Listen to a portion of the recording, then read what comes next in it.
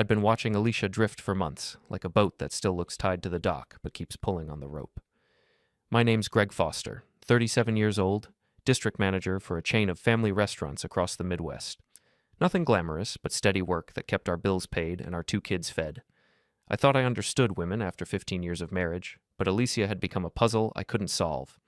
It started with innocent attention at the gym, where she worked as a fitness instructor. Men would linger after her classes, asking questions that had nothing to do with proper squat form. Her phone buzzed constantly with messages from clients who needed advice at midnight. When I mentioned it seemed excessive, she'd roll her eyes and call me paranoid. "Greg, you're being ridiculous," she'd say, not looking up from her screen. "These people pay good money for my expertise. I'm not going to ignore them just because you're insecure." But insecurity wasn't the right word for what I felt. It was more like watching someone change the rules of a game mid-play without telling the other players. Alicia started going out more often with her best friend Susie Park, hitting clubs downtown that seemed designed for people 10 years younger than us. She'd come home at 3 in the morning, makeup smeared, claiming they'd just been dancing and talking. The social media posts told a different story, photos of her laughing with random men, their hands on her waist, her smile bright and flirtatious. When I asked about it, she'd shrug and say, "What, I can't have friends now?" Then came Dominic Ruiz. Dom worked as a foreman at the automotive parts factory across town. He was married to Susie, which should have made him safe territory, but nothing about Dom felt safe. He was the kind of guy who flexed his biceps when he shook your hand and called every woman sweetheart, regardless of their name. Alicia started mentioning him more often, always in the context of the gym. "Dom thinks I should start teaching advanced classes," she'd say over dinner while our kids, Ben and Ella, picked at their vegetables. "He says I have natural leadership qualities." "Dom says a lot of things," I'd reply, trying to keep my voice neutral. "What's that supposed to mean?" "Nothing, just that maybe you should make your own decisions about your career." She'd give me that look then, the one that said I was being unreasonable again. The conversation would die, and we'd eat in silence while the kids chattered about their day at school. The breaking point came on a Thursday evening in October. My parents had invited us for dinner, something they did once a month to maintain the illusion of family closeness. Mom always cooked too much food, and Dad always asked me about work like he actually understood what a district manager did. It was predictable and comfortable, exactly what I needed after weeks of tension at home. Alicia had been on her phone during the entire drive over, texting someone and smiling at the responses. She barely looked up when we pulled into my parents' driveway, just mumbled something about needing to finish this conversation. "Can you put that away for a few hours?" I asked as we walked to the front door. "It's just my parents." "Relax, Greg. The world doesn't stop because your mom made pot roast." My mother, Carol Foster, greeted us with the kind of enthusiasm reserved for visiting dignitaries. She'd clearly spent hours preparing, evident from the perfectly set table and the smell of homemade bread wafting from the kitchen. My father, Bill, emerged from his recliner to shake my hand and kiss Alicia's cheek, his attempt at being the gracious host. "Alicia, you look wonderful," Mom said, taking her coat. "How's the fitness business?" "Oh, keeping busy," Alicia replied, already reaching for her phone again. "Actually, I might need to step outside later. I'm coordinating a special training session." Dad raised an eyebrow. "On a Thursday night?" "Fitness doesn't keep regular hours, Mr. Foster." We sat down to dinner, and Mom launched into her usual routine of asking about the kids, work, and our plans for the holidays. Alicia participated just enough to avoid seeming rude, but I could see her attention was elsewhere. Her phone sat next to her plate, lighting up every few minutes with new messages. "So, Greg tells us you've been working with some new clients," Dad said, clearly trying to include Alicia in the conversation. "A few, yes. There's this one guy, Dom, who's really motivated. He's pushing me to expand my training programs." Mom smiled. "That's wonderful, dear. It's nice when you find clients who appreciate your expertise." "Oh, Dom definitely appreciates me," Alicia said, and something in her tone made me look up from my mashed potatoes. The conversation continued, but I found myself watching my wife more carefully. The way she smiled when her phone buzzed, the way she angled the screen away from me when she read messages, the way she seemed more animated talking about Dom than she had about anything else in months. After dinner, we moved to the living room for coffee and Mom's famous apple pie. Alicia sat next to me on the couch, close enough that I could smell her perfume and feel the warmth of her body. For a moment, it felt normal again, like we were still the couple who'd fallen in love in college and built a life together. Then she reached over and took my hand. "You know," she said, loud enough for my parents to hear, Your son's really sweet. Mom beamed. Dad nodded approvingly. I squeezed her hand, grateful for what felt like a public affirmation of our marriage. But Alicia wasn't finished. He's sweet, but I'm still exploring my options. The room went silent. Mom's coffee cup froze halfway to her lips. Dad's newspaper rustled as he set it down completely. I felt like I'd been punched in the stomach by someone I'd never seen coming. She said it with a smile, like she was sharing a cute anecdote about our relationship, like she was talking about choosing between restaurants or vacation destinations, not announcing to my parents that their son wasn't enough for her. I let go of her hand. The absence of contact seemed to wake her up to what she'd just said.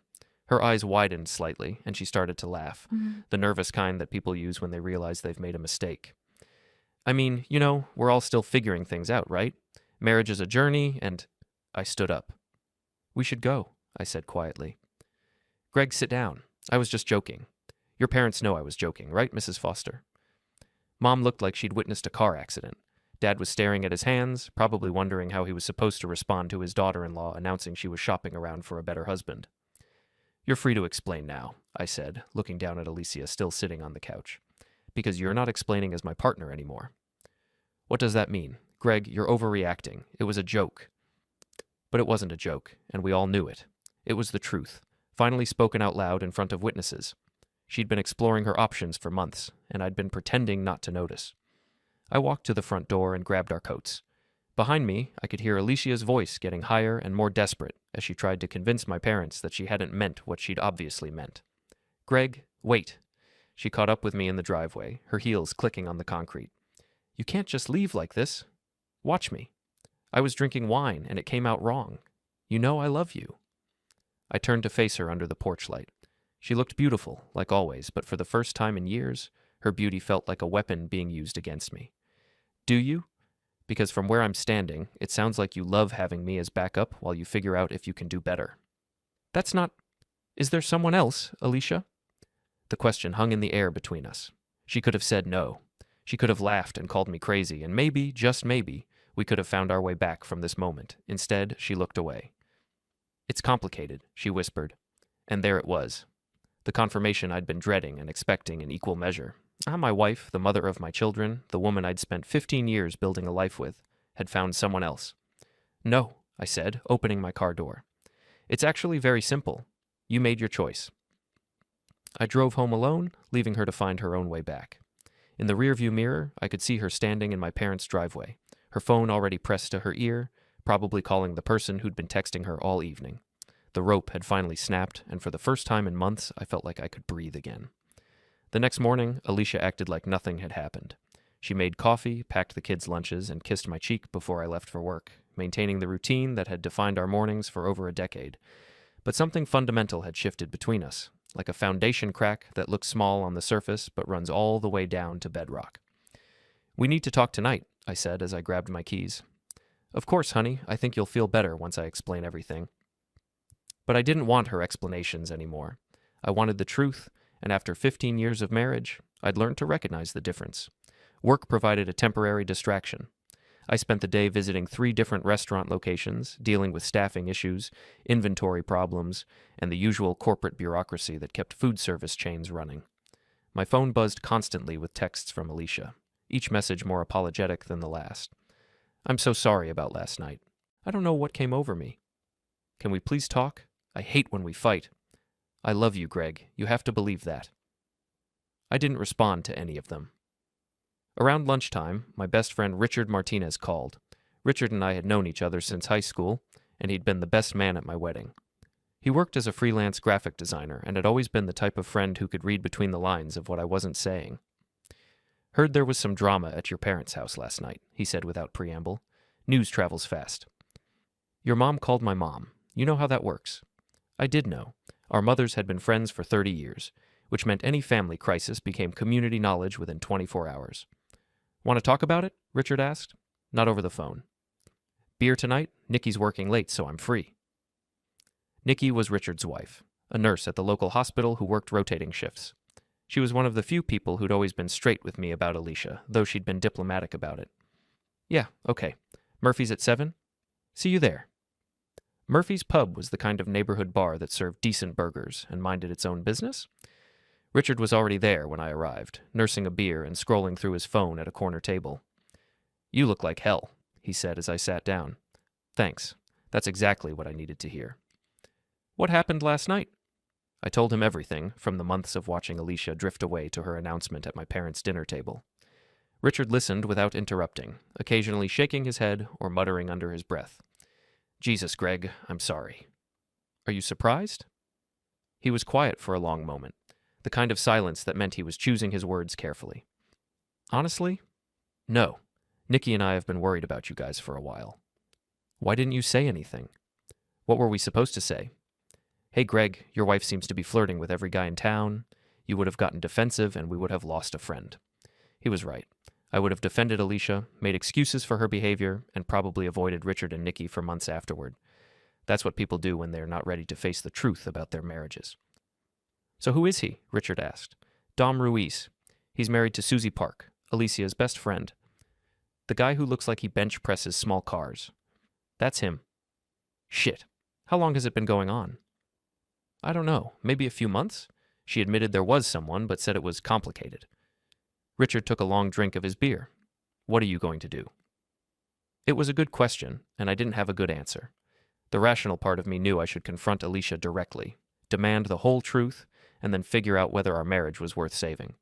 But another part of me, a part that had been growing stronger since last night, wanted to know exactly what I was dealing with before I made any decisions. "I need to know how deep this goes," I said finally. "What do you mean?" "I mean, I need to know if she's just having an emotional affair or if it's physical. I need to know how many people know about it. I need to know if she's planning to leave me or if she thinks she can have both of us." "That sounds like detective work." "Maybe." Richard studied my face across the table. "You're not thinking about doing anything stupid, are you?" "Define stupid." "Anything that ends with you in jail or on the evening news." "No, nothing like that. I just want to know what I'm dealing with before I decide how to handle it." We talked for another hour, mostly about practical things like lawyers and custody arrangements and how to protect my assets if things went south. Richard offered to help however he could, and I appreciated the support more than I could express. When I got home around 9, the house was quiet. Ben and Ella were already in bed, and Alicia was in the living room watching television. She looked up when I walked in, her expression hopeful and nervous. "How was your day?" she asked. "Fine. Yours?" I spent most of it thinking about last night. "Greg, I'm really sorry. I know how it sounded, but I didn't mean it the way you took it." I sat down in the chair across from her, maintaining distance. "How did you mean it?" "I just meant that we're both still young, and sometimes I wonder if we settled down too early. It doesn't mean I want to be with someone else." "But you are with someone else." Her face flushed. It's not what you think." "Then tell me what it is." She was quiet for a long time, staring at her hands folded in her lap. When she finally spoke, her voice was barely above a whisper. "Dom and I have become close. He understands things about me that you don't." "What kind of things?" "He thinks I'm capable of more than just being a wife and mother. He encourages my ambitions." "I've always encouraged your ambitions." "No, you've tolerated them. There's a difference." It stung because there might have been some truth to it. I'd supported Alicia's fitness career, but I'd also worried about the late nights and the male attention that came with it. Maybe my support had come with conditions that I hadn't even recognized. "Are you sleeping with him?" I asked. "Greg, it's a simple question, Alicia. Are you sleeping with Dom Ruiz?" "It's not that simple." "Yes, it is. Either you are or you aren't." She looked up at me then, and I saw something in her eyes that I'd never seen before. Not guilt, exactly, but a kind of defiance, like she was tired of pretending to be someone she wasn't. "We've been intimate, yes, but it's not just physical, it's emotional too." The words hit me like a physical blow. Even though I'd suspected, even though I'd been preparing myself for this possibility, hearing her admit it out loud was devastating. "How long?" I asked. "A few months?" "How many people know?" "Just Susie, and now you." "Where?" "Greg, please, don't torture yourself with details." "Where, Alicia?" "His place mostly, sometimes the gym after hours." I stood up and walked to the window, looking out at our quiet suburban street. Normal people living normal lives, dealing with normal problems. I wondered how many of them were having conversations like this behind their closed doors. "What do you want?" I asked without turning around. "I want us to work through this. I want our family to stay together." "And Dom?" "I don't know. I'm confused, Greg. I love you, but I have feelings for him too. You can't have both of us. Why not? I turned around to face her. Because that's not how marriage works. You made vows, Alicia. You promised to forsake all others. Those vows were made 15 years ago. People change, needs change. So what are you proposing? That I just accept sharing you with another man? I'm proposing that we figure this out together, like adults. No. No? I'm not sharing you with anyone. If you want to be with Dom, then be with Dom. But you can't be with both of us. She started crying then, the kind of tears that were probably genuine, but felt manipulative nonetheless. I don't want to lose you, she said. Then choose. It's not that easy. Yes, it is. You're making it complicated because you want to keep all your options open. But I'm not an option, Alicia. I'm your husband. Either that means something to you, or it doesn't. I left her crying in the living room and went upstairs to our bedroom. The space that had once felt like our private sanctuary now felt contaminated by the knowledge of her betrayal. I wondered how many nights she'd lain next to me thinking about him, planning their next encounter, comparing us in ways I'd never know. Sleep was impossible. I spent the night staring at the ceiling, listening to Alicia move around downstairs, probably texting Dom about our conversation. By morning, I'd made a decision. I was going to find out exactly what I was dealing with, and then I was going to decide what to do about it. The next few days passed in a strange kind of suspended animation. Alicia and I maintained the basic routines of family life, getting the kids ready for school, eating dinner together, watching television in the evening. But underneath the surface, everything had changed. She was trying to act normal while I was quietly conducting reconnaissance on my own marriage. I started paying attention to details I'd previously ignored. The way she angled her phone away from me when texting, the new clothes that appeared in her wardrobe, items that seemed designed to attract attention rather than provide comfort. The way she talked about her work schedule, mentioning late training sessions and weekend workshops that didn't appear on the gym's public calendar. On Saturday morning, while Alicia was at one of those mysterious training sessions and the kids were at their grandmother's house, I did something I'd never imagined myself doing. I searched through her personal belongings. I felt like a criminal going through her dresser drawers and closet, but I needed to understand the scope of what I was dealing with. Hidden in the back of her jewelry box, I found a burner phone I'd never seen before.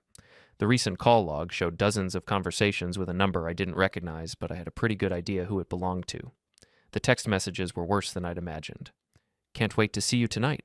Greg's working late again. Last night was incredible. You make me feel alive. I think about you constantly. This is driving me crazy. Do you think we should tell them? I hate sneaking around. Not yet. Let me figure out how to handle Greg first. There were photos too. Nothing pornographic, but intimate enough to make my stomach turn. Pictures of them together at restaurants I'd never been to, at Dom's house while Susie was apparently at work, in hotel rooms that suggested this had been going on longer than a few months. I photographed everything with my own phone, then put the burner back exactly where I'd found it. If Alicia wanted to play games, I was going to make sure I understood all the rules. That afternoon, I called Richard. I need a favor, I said. What kind of favor? The kind you probably don't want to do. Try me. I told him what I'd discovered and what I was planning. Richard was quiet for a long time after I finished. Greg, I understand why you're angry, but are you sure this is the right approach? What would you do if it was Nikki? I'd probably want to kill someone, but that doesn't mean it's the smart thing to do. I'm not going to hurt anyone. I just want the truth. And then what? Then I'll decide what to do with it. Richard sighed. What do you need from me? Dom works at Patterson Automotive, right? Do you know anyone there? My cousin Jake works in the office. Why? I want to know Dom's schedule, when he's at work, when he's not, that kind of thing. Jesus, Greg, you're starting to sound like a stalker. I'm starting to sound like a husband who's tired of being lied to. After some more persuasion, Richard agreed to help. Within a few hours, he'd gotten Dom's work schedule from his cousin. Dom worked Monday through Friday, 8 to 4:30, with a lunch break from noon to 1. It was useful information, but I wasn't sure yet how I was going to use it. Sunday passed quietly. We took the kids to church, had lunch at my parents' house, where the atmosphere was still awkward after Thursday night's dinner, and spent the afternoon doing yard work. Alicia seemed to be making an extra effort to appear devoted, staying close to me, holding my hand during the sermon, laughing at my jokes a little too enthusiastically. But I noticed she kept checking her phone when she thought I wasn't looking. Monday morning, I made a decision that would have seemed impossible a week earlier. Instead of going to work, I called in sick and followed my wife. Alicia left the house at her usual time, 8:15, ostensibly heading to the gym for her 9 o'clock class. I waited 5 minutes, then got in my car and drove a route that would intersect with hers about halfway to her destination. She wasn't going to the gym. Instead, she pulled into the parking lot of a coffee shop downtown, the kind of place that catered to young professionals and college students. Through the window, I could see her sitting at a corner table, and she wasn't alone. Dom Ruiz was everything I'd expected and worse. He was bigger than me, more conventionally handsome, with the kind of confident swagger that suggested he'd never doubted his own appeal. He was also married, which made his presence at a romantic coffee date particularly disgusting. I watched them for 20 minutes from my car, parked far enough away to avoid detection, but close enough to see their body language. They were clearly comfortable with each other, leaning across the table to touch hands, laughing at private jokes, behaving like a couple who'd been together for years rather than months. When they left the coffee shop, they didn't go their separate ways. Instead, Dom followed Alicia's car to a motel on the outskirts of town, the kind of place that rented rooms by the hour and didn't ask questions about why people needed privacy in the middle of the morning. I sat in my car in the motel parking lot for 2 hours, watching the door to room 237, feeling like my entire life was collapsing in slow motion. When they finally emerged, Alicia looked satisfied and relaxed in a way I hadn't seen in months. Dom kissed her goodbye like they were saying goodnight after a date, not like they were cheating spouses sneaking around behind their families' backs. That evening, Alicia came home at her usual time and asked about my day like nothing had happened. "How are you feeling, honey? You looked a little pale this morning." "I'm fine," I said. "Just needed a rest day." "Good. I worry about you working too hard." The hypocrisy was breathtaking. She was worried about me working too hard while she was spending her mornings in motel rooms with another man. "How was your day?" I asked. "Oh, the usual. Taught 3 classes, did some administrative work, grabbed coffee with Susie." Lie after lie, delivered with the same casual tone she used to discuss grocery lists or weekend plans. "Susie's doing well?" "She's fine. Still dealing with some issues with Dom, but what else is new?" "What kind of issues?" "Oh, just typical marriage stuff. He works too much, doesn't pay enough attention to her, that sort of thing." I wondered if Susie knew her husband was cheating on her with her best friend, or if she was as clueless as I'd been until recently. Either way, Alicia's ability to discuss Dom's marriage problems while actively contributing to them was a level of compartmentalization I couldn't comprehend. That night, I lay awake planning my next move. I had evidence of the affair, but I needed to understand its full scope before I decided how to proceed. More importantly, I needed to figure out what outcome I actually wanted. Did I want to save my marriage? Was that even possible after what I'd learned? Did I want revenge? And if so, what would that look like? Did I want to expose them publicly, privately, not at all? The questions kept me awake until dawn, but by morning, I'd made a decision. I was going to give Alicia one more chance to tell me the truth.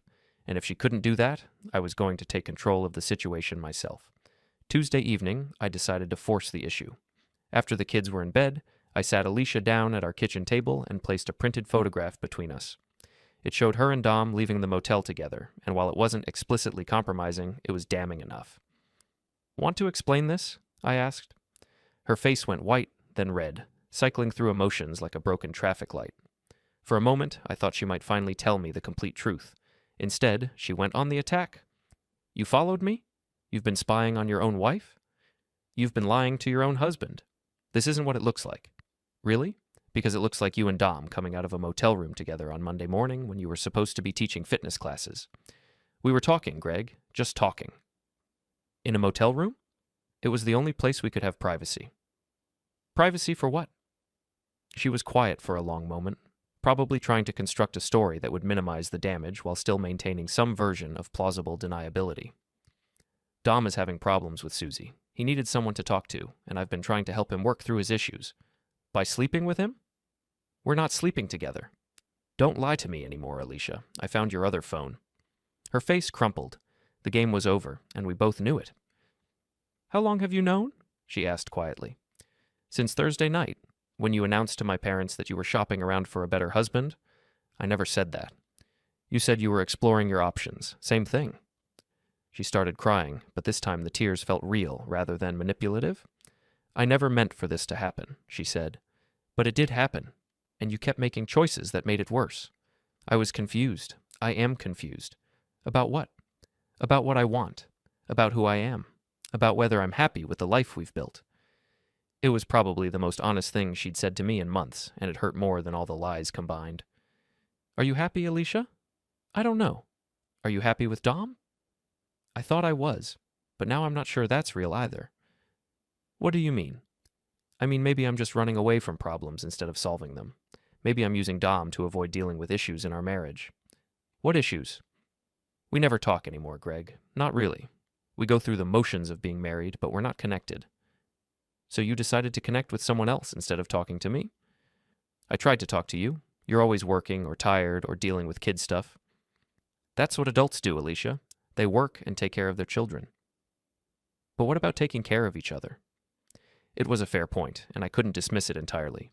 We had fallen into routines that prioritized everything except our relationship, but that didn't justify what she'd done. So what now? I asked. I don't know. That's not good enough. You need to make a decision. What kind of decision? You need to decide if you want to be married to me or not. If you do, then you end things with Dom completely, and we figure out how to fix what's broken between us. If you don't, then we get divorced, and you can be with whoever you want. And if I choose you? Then you choose me, not him and me, just me. What about Dom? What about him? He has feelings, too. He's not my problem, Alicia. He's a married man who decided to have an affair with another married woman. Whatever feelings he has are his responsibility, not mine. She was quiet for a long time, staring at the photograph on the table. I need time to think, she said finally. How much time? I don't know. 1 week? That's not enough. It's plenty. You've been thinking about this for months while you were lying to me. Now you get 1 week to decide what you actually want. And if I can't decide? Then you've made your decision. She went upstairs without another word, leaving me alone in the kitchen with the evidence of her betrayal. I could hear her moving around in our bedroom, probably packing a bag or calling Dom or both. Around midnight, she came back downstairs. I'm going to stay with Susie for a few days, she said. Does Susie know about you and her husband? No, and I'd appreciate it if you didn't tell her. Why would I protect your secret? Because it would destroy her, and she doesn't deserve that. Neither did I. She didn't have an answer for that. After she left, I sat in the dark living room thinking about the conversation. Part of me felt relieved that everything was finally out in the open. Another part felt terrified about what came next. But there was a third part, a part I hadn't expected, that felt angry. Not just hurt or disappointed, but genuinely angry. Alicia had spent months lying to me, manipulating me, making me question my own perceptions and instincts. She'd exposed our family to gossip and speculation. She'd involved our children in her deception by using them as cover for her activities. And now she wanted time to think about whether she preferred her husband or her lover. The more I thought about it, the angrier I got. By morning, I'd decided that 1 week wasn't enough time for Alicia to make her decision. It was too much time. Alicia stayed away for 3 days, during which time I took care of Ben and Ella, went to work, and tried to maintain some semblance of normalcy. The kids asked where their mother was, and I told them she was helping a friend who was going through a difficult time. It wasn't entirely a lie. On Friday evening, Richard called. How are you holding up? He asked. I've been better. Nikki wants to know if you need anything. Food, babysitting, someone to talk to. I'm okay for now. Any word from Alicia? A few texts about the kids. Nothing substantial. What's your gut telling you about what she's going to decide? I don't think she's going to decide anything. I think she's going to try to drag this out indefinitely while she figures out how to manage both relationships. And you're not going to let that happen? No, I'm not. What are you planning, Greg? I'm planning to make the decision for her. Saturday morning, I dropped the kids off at my parents' house and drove to Susie Park's place. It was time to have a conversation I'd been putting off. Susie answered the door, looking surprised to see me. She was a small woman with sharp features and an expression that suggested she was perpetually annoyed about something. I'd never particularly liked her, but I'd tolerated her because she was Alicia's best friend. Greg, what are you doing here? I need to talk to you about Dom. Her expression shifted from surprise to wariness. What about him? Can I come in? She hesitated, then stepped aside to let me enter. Her house was immaculately decorated in a style that prioritized appearance over comfort. Everything looked expensive and fragile. Where's Alicia? I asked. She's at the store. She'll be back soon. Good. That gives us time to talk. About what? About the fact that your husband has been sleeping with my wife for the past several months. Susie's face went through the same emotional cycle I'd seen on Alicia's face earlier in the week. Shock, denial, anger, and finally a kind of resigned sadness. I was wondering when someone was going to say it out loud, she said quietly. You knew? I suspected. Dom's been acting different lately. More secretive, more critical of me, more interested in going to the gym. Why didn't you confront him? Because I was afraid of what he'd tell me. We sat down in her pristine living room, two people whose spouses had betrayed them in the most intimate way possible. How long have you known for Sheer? She asked.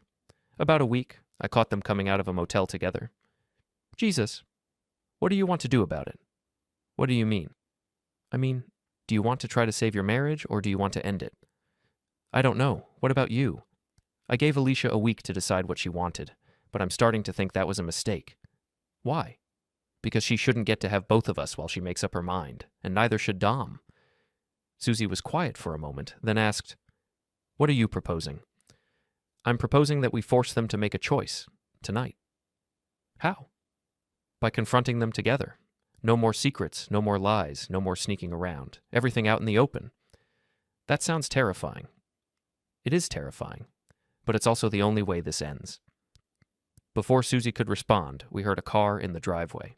Through the window, I could see Alicia getting out of her car with grocery bags. She's back, Susie said. Good. Call Dom and tell him to come over. Tell him it's important. What if he won't come? He'll come. He won't be able to resist the opportunity to see Alicia. Alicia walked through the front door and froze when she saw me sitting in Susie's living room. Greg, what are you doing here? Waiting for you. We agreed I had a week to think. I changed my mind. Susie was on her phone, speaking quietly to someone. From her tone, I could tell it was Dom. He's coming, she said after hanging up. Who's coming? Alicia asked, though her expression suggested she already knew. Dom. We're all going to have a conversation. About what? About the fact that you and Dom have been having an affair, and it's time to decide what everyone wants to do about it. Alicia looked like she wanted to run, but there was nowhere to go. She'd been caught, and we all knew it. 20 minutes later, Dom knocked on the door. When Susie let him in, he looked confused and slightly annoyed, like he'd been interrupted during something important. What's this about? He asked, then saw me and Alicia sitting across from each other. His confusion turned to understanding, then to something that looked like panic. Sit down, Dom, I said. I don't think I need to. Sit down. Something in my tone convinced him to comply. We were all sitting in Susie's living room now, the four corners of a love triangle that had finally collapsed in on itself. So, I said, looking around the room, here we are? Nobody spoke. Alicia, do you want to tell Susie what's been going on, or should I? Greg, please.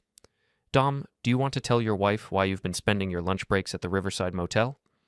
Look, man, this is between you and Alicia. No, it's not. You're married too. This affects all four of us. Susie was staring at her husband like she'd never seen him before. Is it true, Dom?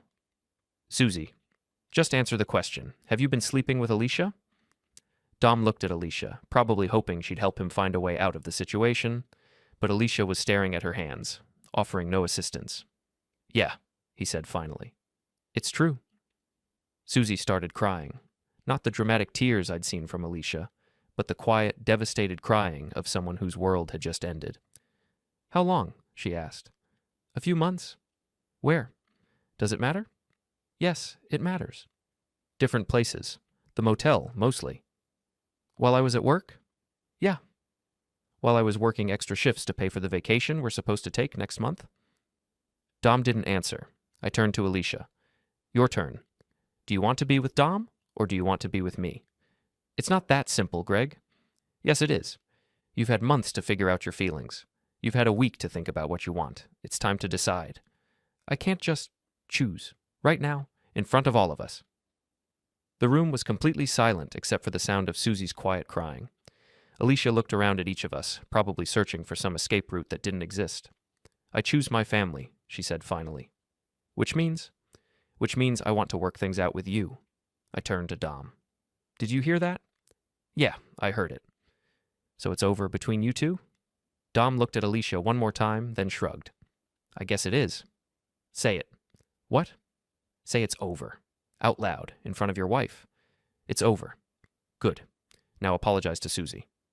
Greg, Alicia started. No. He owes her an apology, and he's going to give it to her. Dom looked at his wife, who was still crying quietly. I'm sorry, Susie. I screwed up. That's it? She asked. I don't know what else you want me to say. I want you to tell me why. I want you to tell me what I did wrong. You didn't do anything wrong. Then why? Dom was quiet for a long moment. Because I could, I guess. Because it was exciting. Because you could. Because she was interested, and you weren't anymore. I wasn't interested. Dom, I've been trying to get your attention for 2 years. I've been begging you to spend time with me, to talk to me, to act like you still cared about our marriage. That's not how I remember it. Of course it's not. I stood up. Alicia, get your things. We're going home. What about Susie? What about her? I can't just leave her like this. You should have thought about that before you started sleeping with her husband. Alicia gathered her belongings while the rest of us sat in uncomfortable silence. When she was ready, I walked toward the door. Greg, Susie called after me. Yeah? Thank you. For what? For making them tell the truth. I nodded and left with Alicia.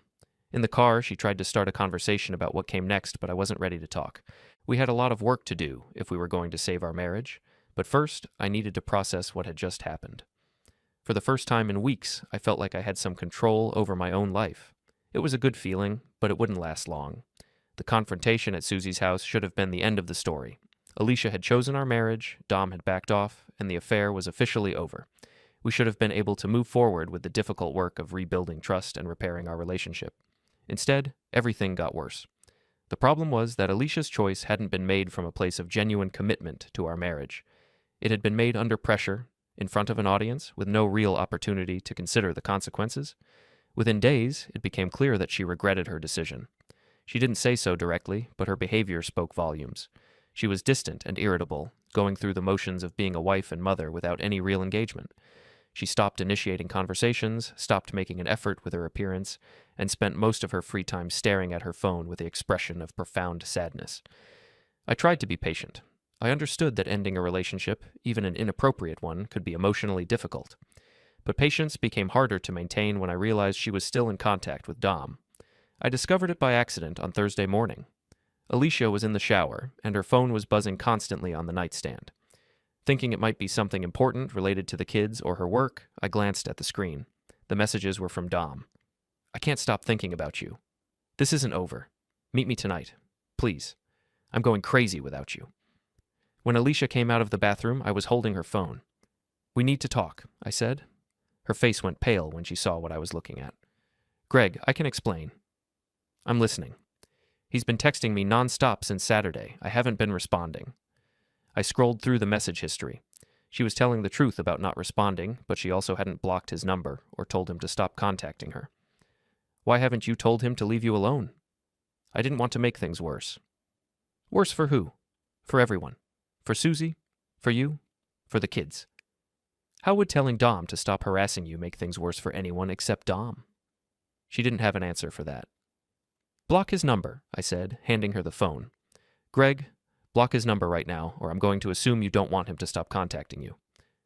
She took the phone and, after a moment of hesitation, blocked Dom's number. There, she said. It's done. But it wasn't done. Not really. That evening, while I was helping Ben with his homework, Alicia announced she was going to the grocery store. She was gone for 3 hours. When she came back, she had 1 bag of groceries and a guilty expression that told me everything I needed to know. Traffic was terrible, she said when I asked about the delay. Must have been. Friday night, she claimed she was going to a yoga class that ran late. Saturday afternoon, she had a training session that took most of the day. Sunday morning, she volunteered to pick up coffee for everyone before church and came back 40 minutes later with lukewarm drinks and another guilty expression. Each lie was small and probably deniable on its own, but together they painted a clear picture. Alicia hadn't chosen our marriage. She'd just chosen to be more careful about her affair. By Sunday evening, I'd made a decision. I called Richard. I need your help with something, I said. What kind of something? The kind that ends this situation once and for all. Greg, what are you planning? I'm planning to give Alicia and Dom exactly what they want, in a way that ensures everyone knows about it. That sounds ominous. It's not ominous. It's justice. Monday morning, I put my plan into motion. Instead of going to work, I followed Alicia again. This time, she went to a different location, a small park on the outskirts of town where she met Dom in the parking lot. They talked for a few minutes, then got into his car together. I followed them to the same motel they'd used before, but this time, I didn't just watch from my car. I got out and walked to the motel office. "Excuse me," I said to the clerk, a tired-looking woman in her 50s. "I think my wife might be in one of your rooms with another man. Is there any way you could help me confirm that?" "Sir, I can't give out information about our guests." "I understand, but if I could prove they were here, would you be willing to help me document it?" "What do you mean?" I explained my situation, showed her the photos I'd taken previously, and offered to pay for her assistance. After some negotiation, she agreed to help me get photographic evidence of Alicia and Dom entering and leaving the motel room together. 20 minutes later, I had everything I needed. But I wasn't done yet. That evening, I created a group text message that included Alicia, Dom, Susie, Richard, Nikki, my parents, Alicia's parents, and several of our mutual friends. I attached the photos I'd taken that morning, along with a brief message. I want everyone to know that, despite promising to end their affair, Alicia and Dom continue to meet secretly. I'm done pretending this isn't happening, and I'm done protecting people who don't deserve protection. Alicia, you can have Dom, but you can't have both of us, and you can't have our children. I sent the group message at 7 p.m., photos and proof attached, then turned off my phone. Alicia stormed in 20 minutes later, screaming, "You humiliated me." "You humiliated yourself," I said calmly. "I just showed everyone the truth." She threw things, cried, accused me of ruining the kids. I felt only cold satisfaction. Months of gaslighting ended. Messages poured in, support from my mother, shock from friends, and Susie's. "Thank you. I'm filing tomorrow." Dom pounded on the door later, furious. I told him his life was his own ruin. He left defeated. Divorces were swift. I kept primary custody, the house, most assets. Alicia and Dom's affair fizzled without secrecy. 6 months on, I'm rebuilding, focused on my children, no longer a victim. Consequences aren't cruel, they're just